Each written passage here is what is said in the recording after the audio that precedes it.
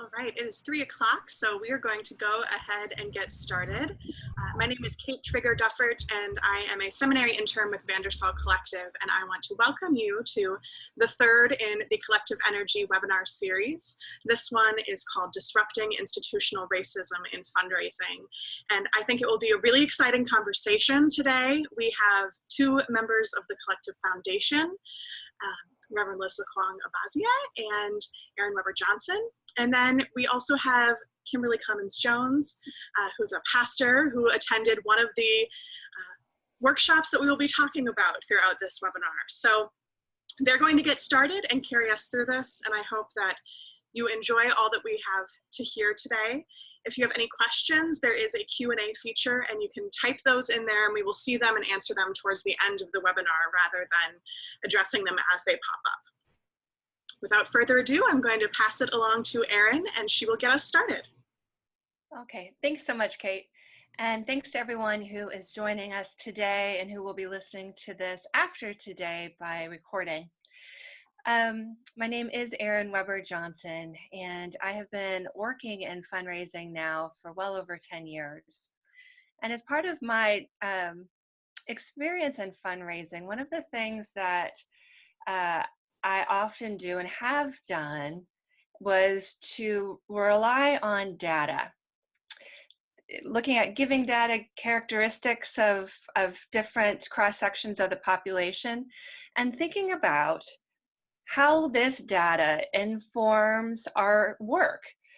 If we believe that fundraising is something that is relationally driven, then it's important to understand the people that are on both sides of the table and to understand communities in general, cultural characteristics.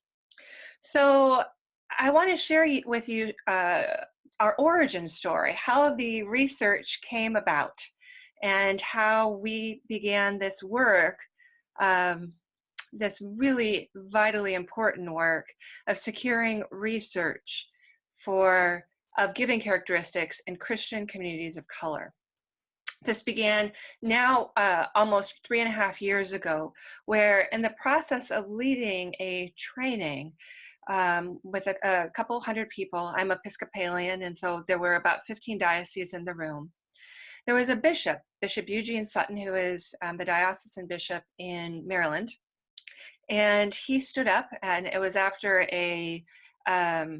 our presentation on general characteristics, primarily using data from the go-to national entities you would normally go to, that he stood up and he said, you know, what you have said really applies well to many of the congregations in my diocese, but does not actually seem to reflect what I know of many of the congregations that are primarily congregations of color.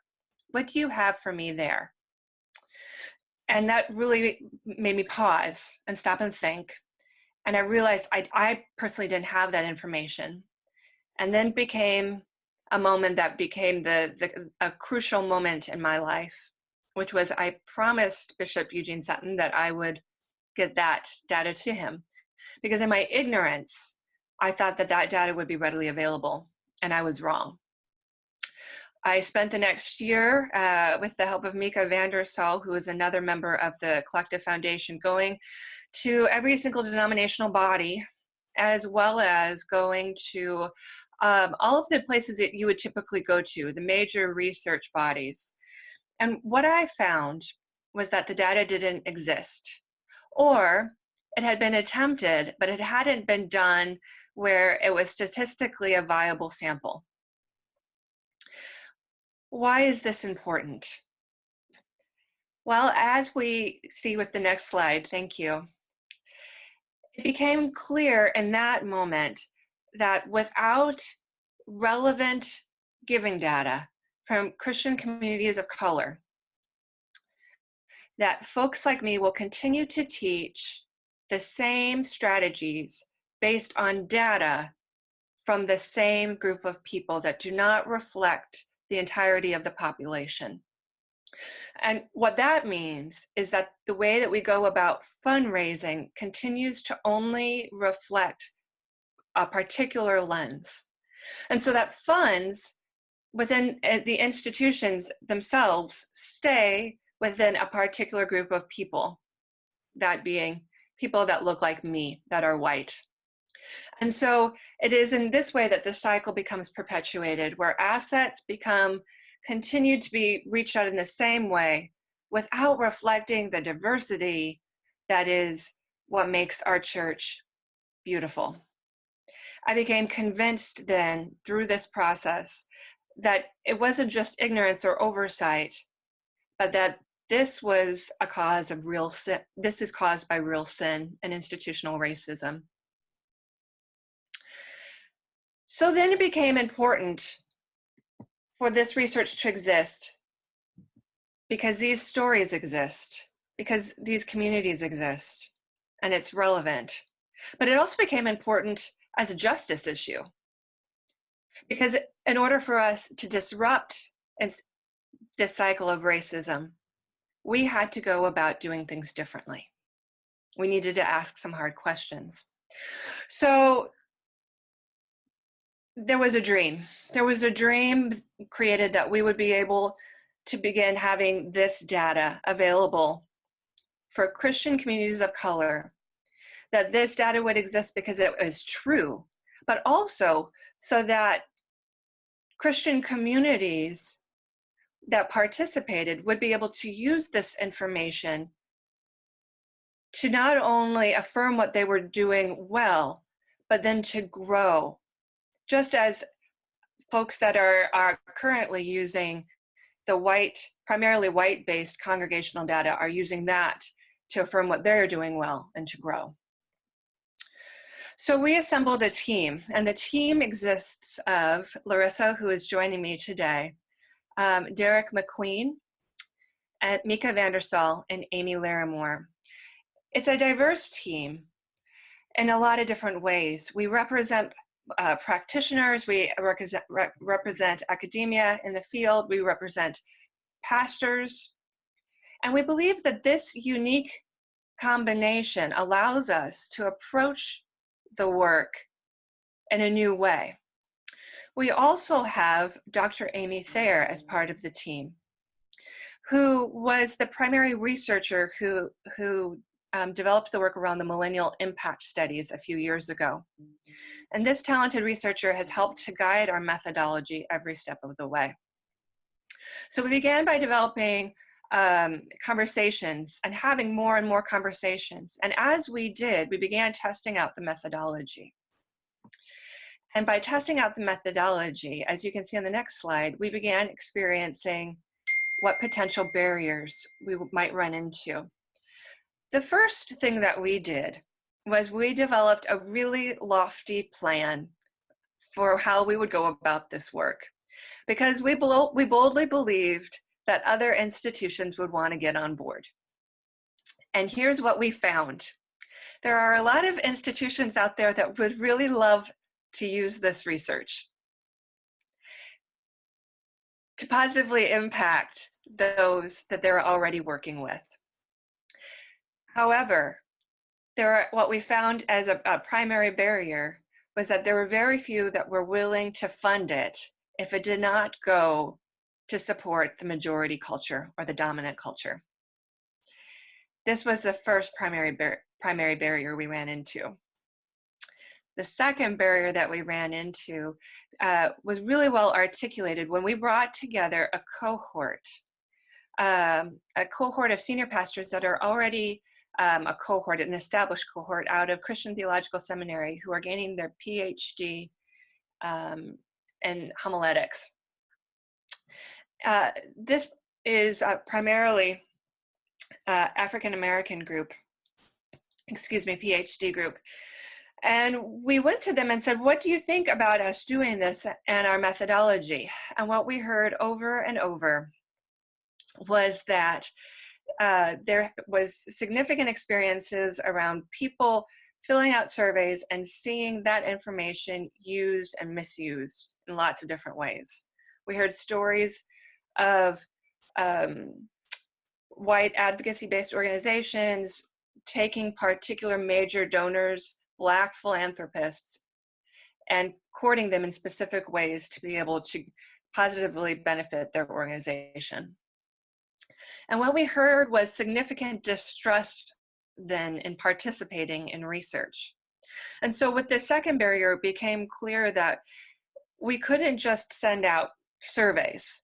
We couldn't just engage in one-on-one interviews, but really what we were going to need to do was to develop research that was relationally bounded.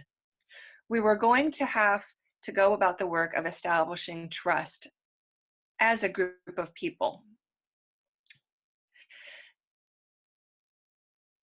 This became then the third barrier. The third barrier was that what we found is that there are very few professional fundraisers of color, but that there are a lot of pastors doing the work. And what we found when we were started talking to people within this third barrier was that isolation is real. People are doing the work and it's hard. And they're doing really groundbreaking hard work, and that there is not an existing network that would support this work. There is not an existing faith-based fundraisers of color network. That these conversations are taking place in airports, these conversations are taking place maybe with in the hotel lobbies or one-on-one in an ad hoc way, but there is not a formalized network. And so this became the third barrier, and yet it also became a goal for us, because while there is not a network in place to which we could come to and say, let's do this work together, we realized that perhaps by doing this work, we can make that network itself. And that became an exciting product of this. So what have we learned?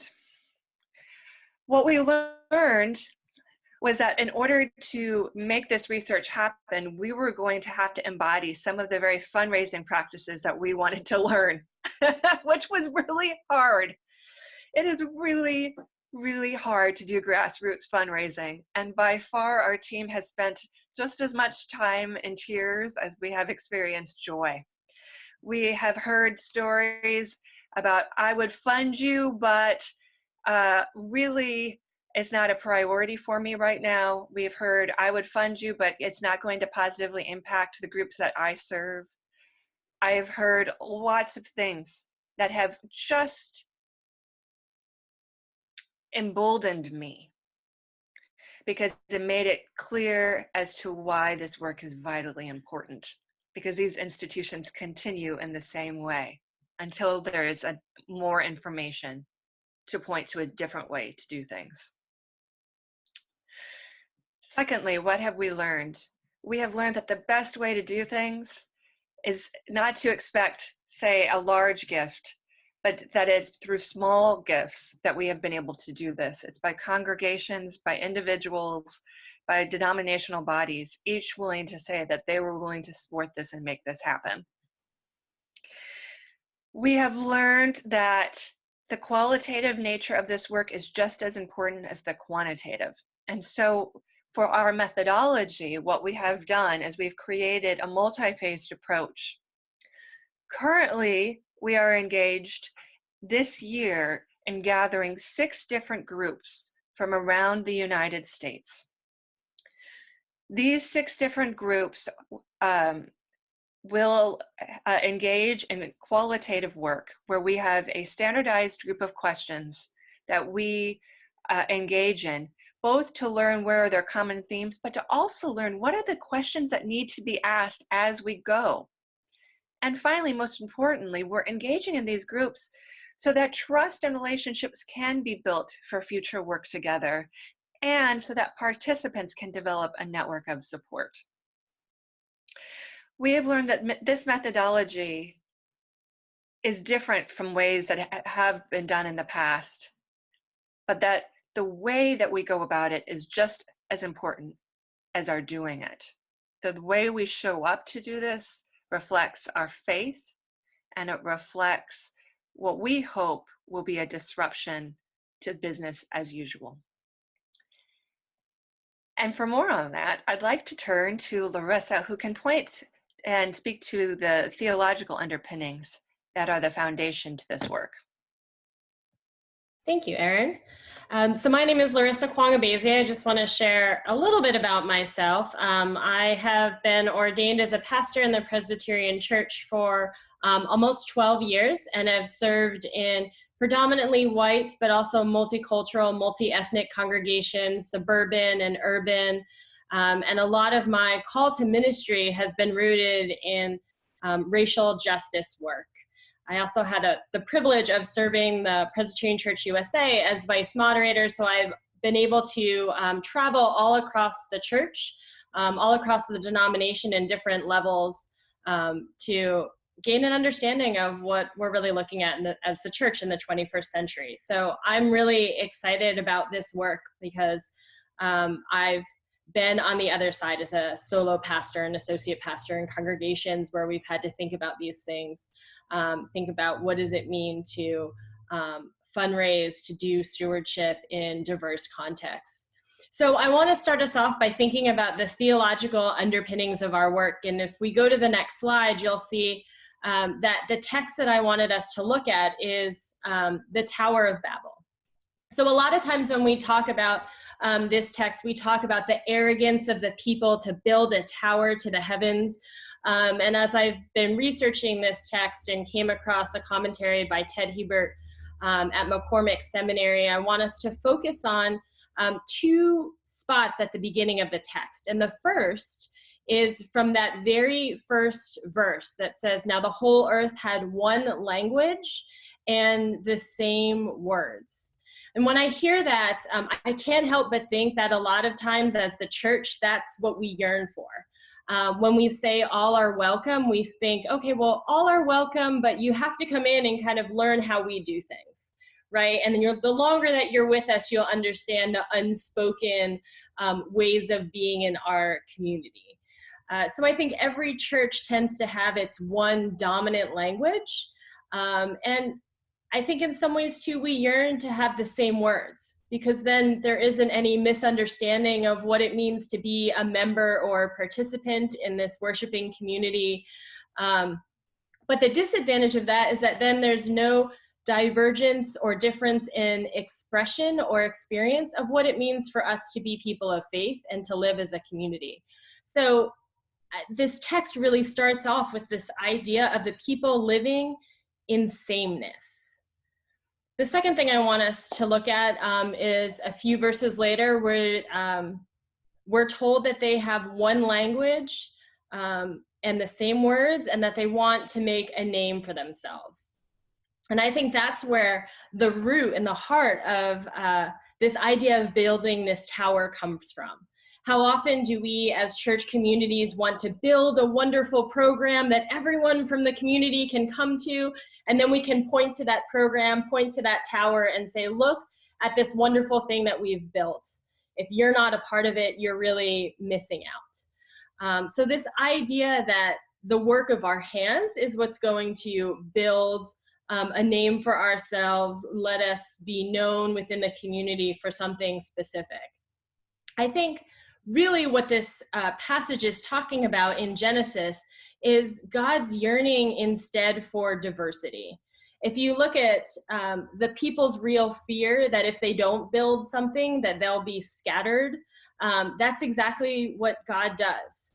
And one of the things that's really struck me about this passage is that God doesn't completely wipe the people out and start over, but God uses those same people that seem to be going in this wrong direction and instead takes them and sends them out to be diversity and different cultures and communities all across creation. So there's this yearning, this holy yearning for diversity, which then means that there's this denial of the reliance on yourself and the work that you do on your own. And so I lift this up as a text really as my own grounding as I think about this work, but I think also for our team, because it does celebrate diversity. It reminds us that it is easy for us to speak one language and have the same words, and typically in mainline denominations especially, that language has been the dominant white culture's language of understanding what it means to be community, So for example, as I said, I'm Presbyterian, and for the most part, any Presbyterian church that you go in, you'll notice the same order of worship. And there's probably an asterisk on your bulletin so you know when to stand up, right? Like there's this common language that we have that I think if we lean back and want to be comfortable is really easy. But I think this text reminds us that God really yearns for and celebrates diversity in a community of faith. And while that may be the harder thing, because it does mean that instead of speaking one language, we have to acknowledge that there's different ways of being, there's different dialects within our community. At the end of the day, it's exactly what happens at Pentecost when the people are sent again. And it's what we hear about when we always talk about being one body with many members, right? This celebration of diversity, this harder way of being community, but also a much richer way of being community. So in the next slide, I just love this quote from one of our participants: "The church simply cannot fulfill its purpose without expanding its understanding of effective fundraising practices and how they respond to cultural realities and experiences." I mean, I think we're now in 2019, and in some ways, I want to say that we're really behind in lifting up and celebrating these stories, especially when we look at census data from even 10 years ago and seeing the shifting trends that could already be predicted then. But I also want to make sure that we're not looking at this work as a kind of last-ditch effort for how can we save our congregations and address the changing landscape that we're finding in the United States. So I want to share a little bit about the different phases of work that our team has come up with. And these are, as Erin said, right, where I feel like, and I say this a lot with our team, we're kind of building the train as it's going.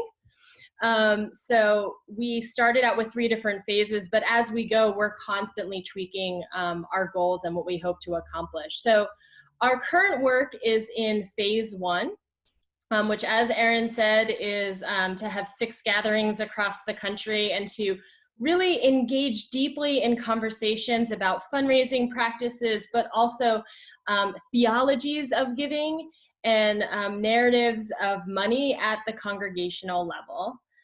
And then really, as Erin said, building a network of people of color who are doing this work so that it doesn't feel isolating. And I also think so that it doesn't feel like it's unique in the church, that there are people all across the country doing this work, and what does it look like for them to be equipped and empowered by one another. So that's our phase 1, and from there we'll provide strategies and hands-on assistance to all the participants and donors once this first phase of research is complete. And then our next goal is to start looking at gathering quantitative data, but also continuing to foster the network that was created in this first phase. As Erin said, I loved how she highlighted that we're really leaning into relationship building.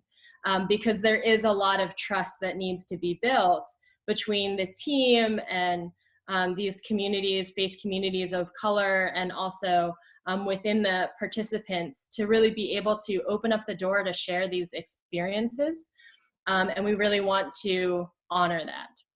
And then the third phase is, once we receive that quantitative data, to then go back to our participants and also a new set of participants or several new sets of participants and really test that data.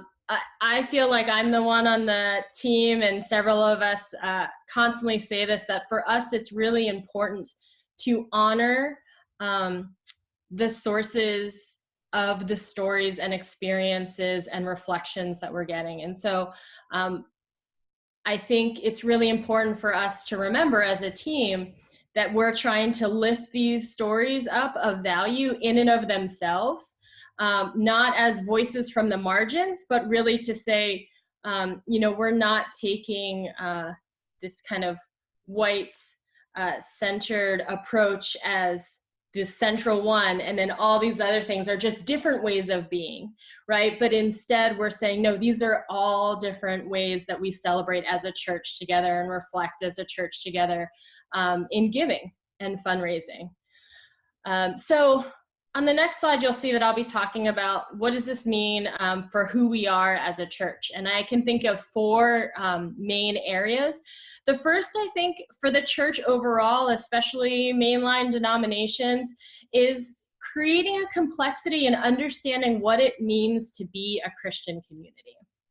That there isn't one way, one marker, or a set of markers that show that you're a successful Christian community, or even this is what it means to be a faithful church. The second is to lift up, honor, and celebrate a diversity of stories and experiences.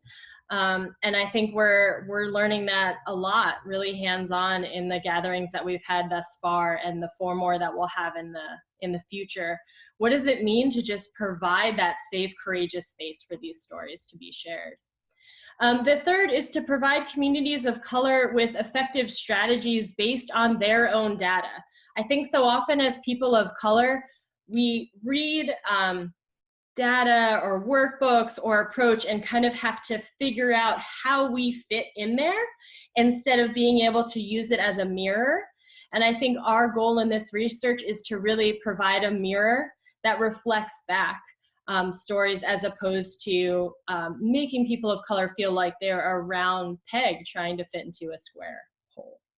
And the last, as Erin and I have both shared, is networking fundraisers of color together so that they're equipped and engaged and connected with one another so that they don't feel so isolated in the work that they're doing.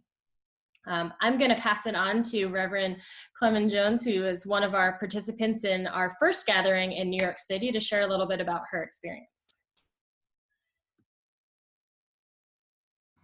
Thank you, Larissa. It is a pleasure to be here with the Vandersall collection. I just wanted to say that our first meeting was amazing, and it was done with a lot of integrity and care. For who we are as pastors, people of color, Black people, and who are trying to fundraise and do the ministry. Something that Larissa just said reminded me, I'm working on a project with a colleague in my doctoral program, and we're reading a book on womanism. And it was, of course, by a Black woman. And my colleague said there wasn't an invitation for her as a white woman. And it reminded me of what Larissa just said. I'm like, well, that's usually how I live my life. Again, like Larissa said, fitting a square peg into a round hole. You have to kind of find your way through. So it's very great to be in a place where we were led through such a loving experience of sharing our ideas and our studies. We didn't know if we were qualified to be there or not. It was funny because most of us in the room who had been extended an invitation to come were like, what, are we fundraisers or are we not fundraisers? We're certainly not professional fundraisers, but what we found out through our connection with each other is, yes, anyone who is leading a nonprofit organization or a church really is a fundraiser. And we had to kind of change our view of ourselves into saying, yes, we are fundraisers. Yes, we do need the information that usually we don't get. We need it. And so for Larissa and Erin and Amy to be doing this work is a wonderful thing. We were able to share our ideas with each other about what fundraising means to us. And most of us, if not all of us, said that fundraising is not all about money. It's really about stewardship and how you get the people in to kind of take hold of your dream and friend raise. So that was really, really a great, interesting way of going about talking about getting money through the door. It was great because as communities of color, I pastor Valley Stream Presbyterian Church. Is a multi-ethnic, multicultural church, mostly of people of color. And our circumstances are not the same as some others. We don't have endowments. We don't have rooms set aside for specific use. We don't have access to the materials to find out what other people are doing. And so through this conversation, we didn't spend a lot of time on what can we do better, because they were collecting the data. But we were given some tidbits and some leads on where to go, what other people might be doing. We talked about what we're doing in our individual churches, and a lot of us were doing the same kind of things: fish dinners, chicken dinners, you know, those kind of things. And some of us were doing some really innovative things. But we loved the sharing, and we loved actually being listened to, which doesn't come around very often. We also were able to go to the Word, and we had to think theologically about fundraising and all of the scriptures that were put forth. And so it really took who we were as ministers of the gospel and really brought it home to what's really important. I really, really like that the best out of everything, is how to apply, how to teach, how to preach, what others are doing that's very different than what we might be doing here, in gaining, you know, sharing ideas and gaining from each other. Also, which is really important, is we got to, as pastors, we do the work, right? I always say, I don't know how I do it. I just do it because I have no time to think about how to do it. So I just do it. So we got 2 days to process, like, how we're doing the work or how we're going to do the work. And that was really, really important for me.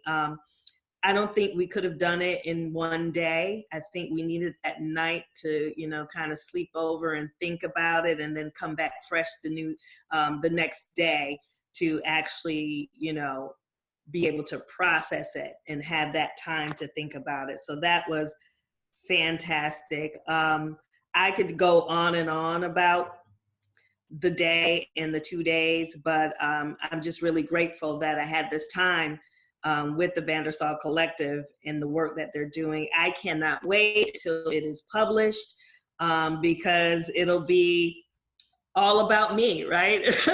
All about the people that I serve, and what we go through in with issues of fundraising in our community. So I'm looking forward to, I believe, 2020 when this comes out, and I'm grateful. Thank you. I think Larissa's coming back now. Okay. Yeah, thank you. One thing that you just said really stuck with me, that you said, we loved being listened to. Yes. And I think that's so important to the kind of environment and space we're creating or hoping to create in these gatherings. As we shared, we're hoping to have 6 total. We've had 2 already.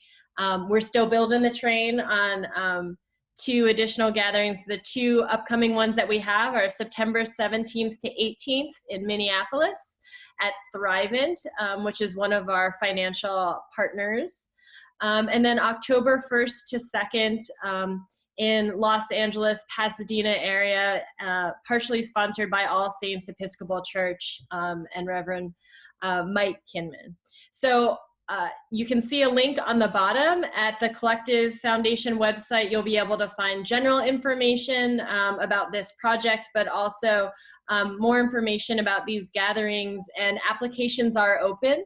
So I know we keep talking about relationships and the importance of relationships. A big thing that we've learned is that the way we've been able to recruit for participants in these gatherings is through networks. And so if you know of people of color who are doing this work, and when we talk about people of color who are doing this work, we're talking about not only ordained pastors and ministers, but also lay leaders, folks who are doing this professionally or as consultants, congregation members, really anyone that has their hands in the work of fundraising in Christian communities of color. And we've also used the phrase Christian communities of color to try to be inclusive, to not only talk about established congregations, but also if there's new worshiping communities or immigrant fellowships or other kinds of congregations that we could also benefit from learning from. We have about anywhere from 10 to 20 participants that we're looking for at each of these. The application is really easy. We've made it hopefully so that it takes no more than 15 or 20 minutes. So please do spread the word or consider yourself applying if you feel like you fit into the description that we're looking for.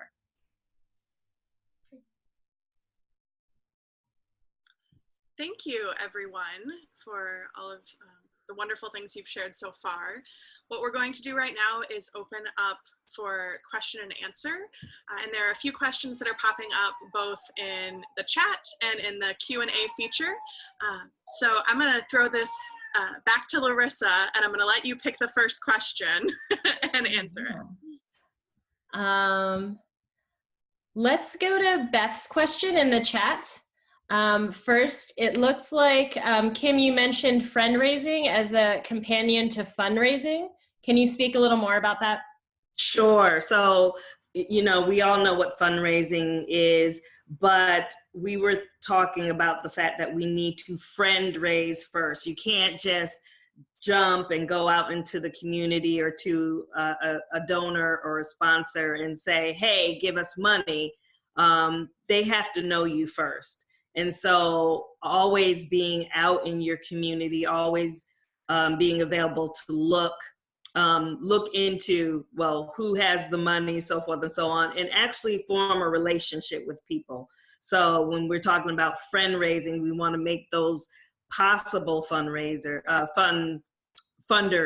we want to make them friends first. And that is the gospel, right? Going out, spreading the word of Jesus Christ, but also spreading the word of friendship and love and peace, and getting people to know you. So in my community in Valley Stream, when I first came here 10 years ago, I felt like I had no choice but to go out into the community, get to know all of my neighbors and all of the politicians and so forth and so on.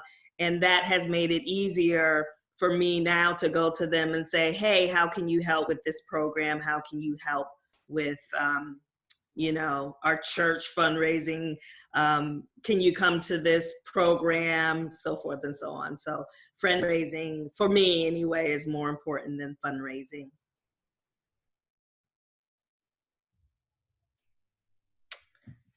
Thanks, Kim. Wonderful, thank you. It looks like we have a question from Megan Hansen in the Q&A. She says she's curious about the participation of non-Black congregations of color and immigrant participants in these conversations, specifically in how they might be doing similar and different types of fundraising from their African-American colleagues. And she's coming from the Presbyterian Church USA tradition, but there are other denominations that have insights on this as well. So, Erin, you're nodding your head. Do you have things to kick us off with? I do. Hello. Thank you, Megan, for asking that question. One of the things that we are very careful about is recognizing that there are nuances and different data points, variables within every culture. And Larissa is a good authority about this, and one that often is helpful with this conversation, coming from the Presbyterian Church and her experience. And I can say from my experience, one of the things that was most frustrating to me when we were initially thinking about the methodology was when I would experience people asking, well, why can't you just compare one like African American church against, say, an Asian American church, and just do some basic quantitative data points? Well, clearly there's a lot to being Asian. There are lots of different kinds of Asian folks. And there are lots of different pieces of information around first generation, second generation, third generation.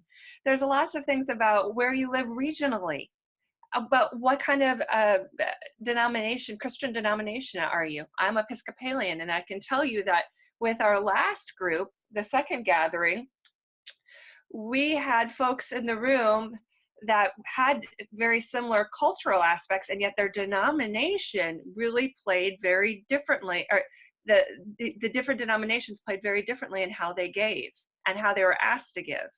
And so this is something that we're paying very close attention to. And especially when we're recruiting, we're really mindful of representation. That's also why it was important for us to get Dr. Amy Thayer on board, because she is someone who has had experience with thinking about these questions. We are very careful also to say that one person cannot be the spokesperson for an entire group. One person comes with their experience, and that is important, and they come with their story, and that is important, and we want to hear it and uplift it, but we do not want to use this as an opportunity to stereotype wide swaths of people. Larissa, do you have anything to add to that? Yeah, I think, and this was from my experience of talking to people who be potential donors or conversation partners, was that dance, and Erin described it a little bit, right, of talking about Christian communities of color, but wanting to be really clear that we're not looking at that as like a monolithic group of people in the same way that we wouldn't look at Asian and Asian Americans as a monolithic group of people as well. I've often joked that Asia is a big country, but and then had to remind people that I know that it's not a country, but it's made up of a diversity of people with over 1,000 languages within the continent. And so we want to both lift up the unique stories that we're hearing, but also acknowledge, as Erin said, that one person's experience doesn't mean that it's going to speak for the whole community in which they are made to represent. And I think a part of that comes from, for me, the realization and the importance of this work to dismantle systems of racism and white supremacy. And I think that's a really important intersection that I see in this work after having all of these conversations, and really reflecting on how do we do this work in a responsible way that isn't read either by some groups as, okay, if we do this, then we'll be able to reach out to X group of people in our community, but really adds nuance and depth to the diversity of what it means to be church.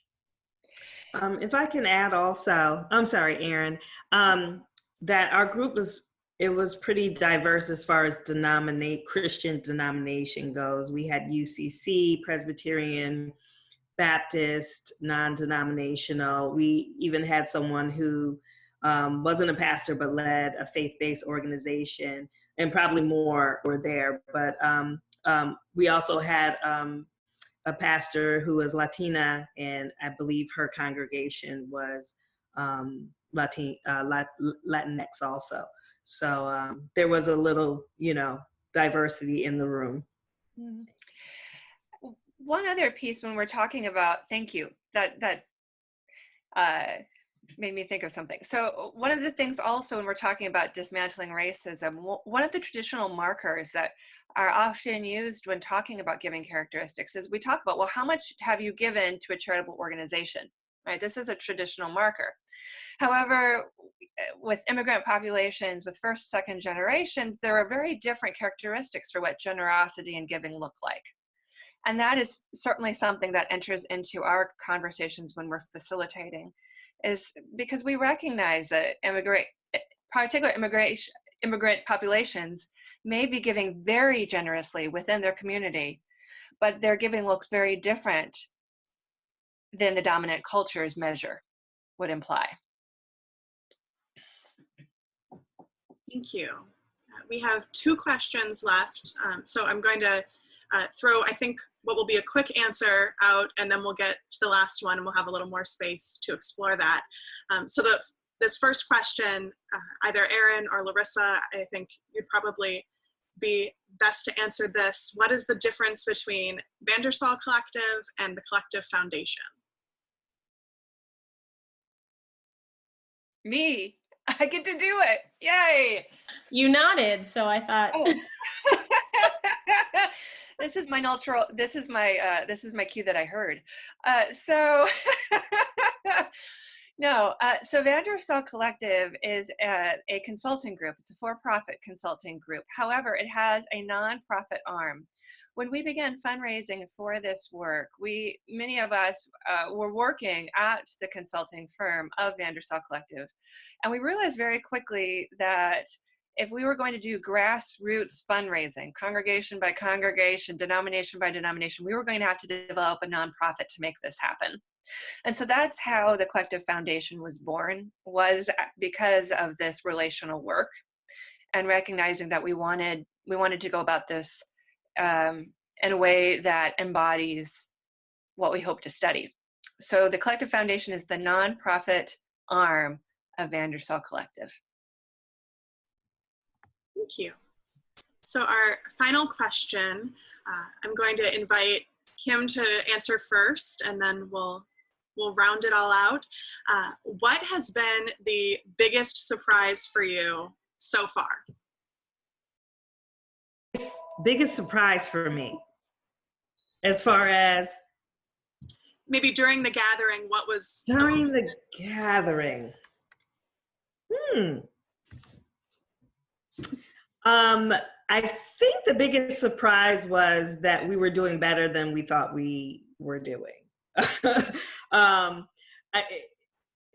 I thought that I would hear that we were all doing some great, big, phenomenal fundraising things. And it didn't turn out that way. It turned out that we all are really doing what we can do. And we really have been pushing the barriers on what we can possibly do to raise money for our churches and our programming. So that really surprised me. I was surprised at how much I enjoyed it, because I really thought, I'm a pastor, I like programming, I don't like raising money, it's uncouth, it's not godly. And I left there saying, it's okay to raise money now. It's okay to ask for what you want, and it's okay to reach out and be bold and courageous, so to speak, because our message is one that people will listen to, that they will love and grow by. So I think those were the two things that I was most surprised by. And also I have to say, having those bonds, we're still in touch with one another, those of us in the group. And it's not only about fundraising, but it is about fundraising. And we made some great friends who we didn't know. We've introduced each other to other people. And so our group is growing and growing from that. So I'm just blessed to have been a part of the group, and really blessed to be here today.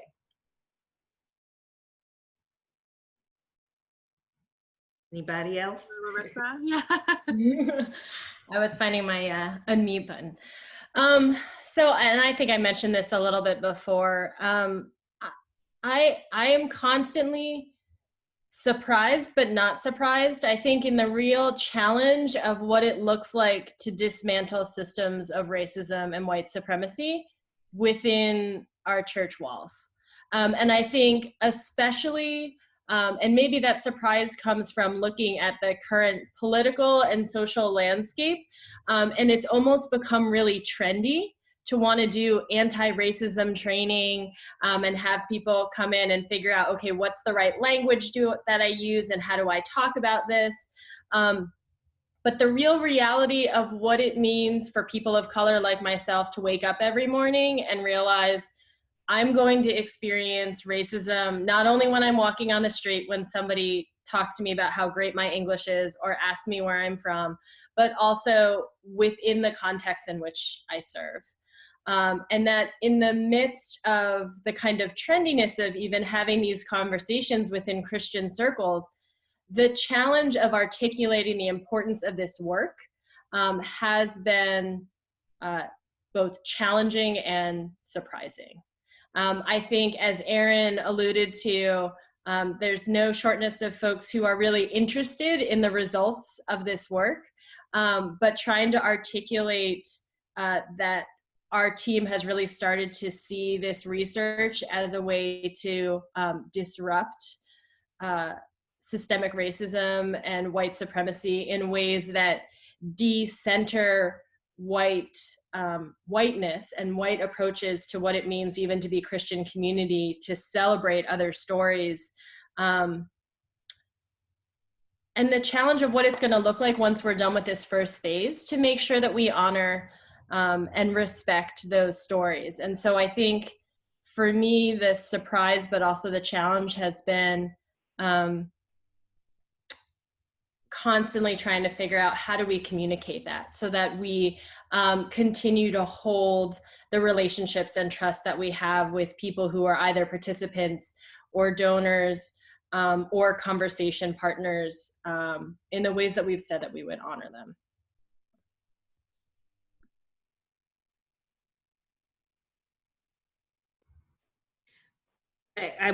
I just, again, keep going back to, and you, Larissa, you went back to it also, just having, it was cathartic because we had people listening. I don't think people understand how isolating pastoral work can be. And sometimes we don't even recognize it ourselves until we're in a situation where someone is listening. And so it was very cathartic to be in a room full of other ministers, being asked questions and feeling like we were a part of the conversation. So that was probably also a little more surprising than I thought. I didn't think it would be so cathartic.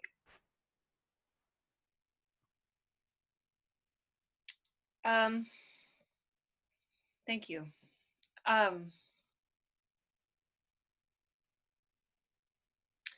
think that the surprise and challenge for me is, you all probably have heard the visual of institutional racism for a white person is like a fish in water. And so I recognize that as a white person, I show up in a particular way to this work. And it cannot be merely on good intention alone that this work get done. And so that is something that I am mindful of.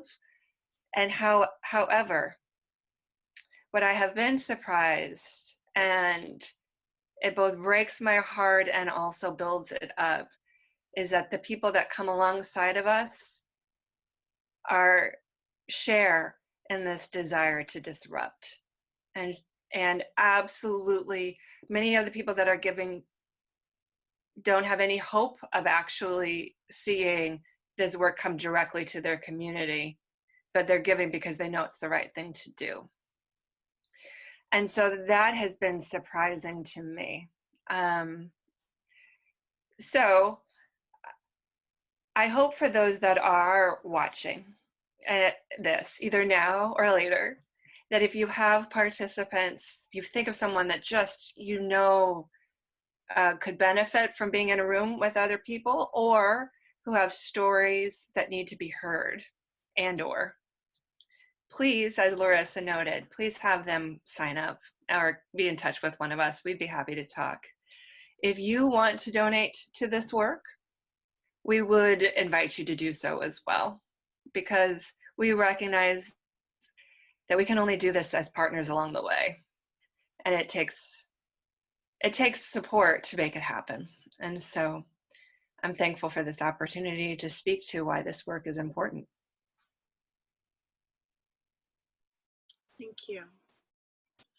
I want to invite everyone in this last 5 minutes here to offer up any final thoughts they may have, or any insights they may want to get in before we leave today.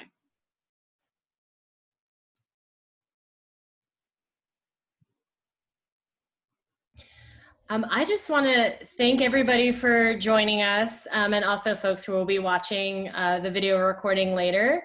As I shared with the thing that surprised me but also challenged me, I think this is really tough work. And so the willingness to come to the table again and again and explore really challenging questions, I think, is a part of what it means to be a person of faith. And so I'm really thankful for not only you all who have come and also folks who will listen to this, but also all of the conversation partners and folks who have given, and our participants who have come to the table and really challenged us and challenged one another and challenged themselves. Because my hope is through all of this, we're going to become a stronger church because of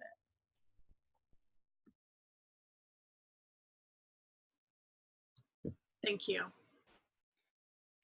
I couldn't say it better. Thank you, Larissa.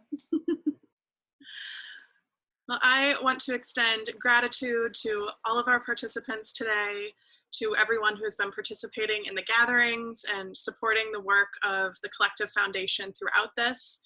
You can see on your screen some information on how to get in touch with both Vandersall Collective and Collective Foundation as the nonprofit arm. This webinar will be available to watch again in the next few days. It will be up on our YouTube channel, and we will make sure that that's also available on our Facebook and on the websites that are listed in the screen right now.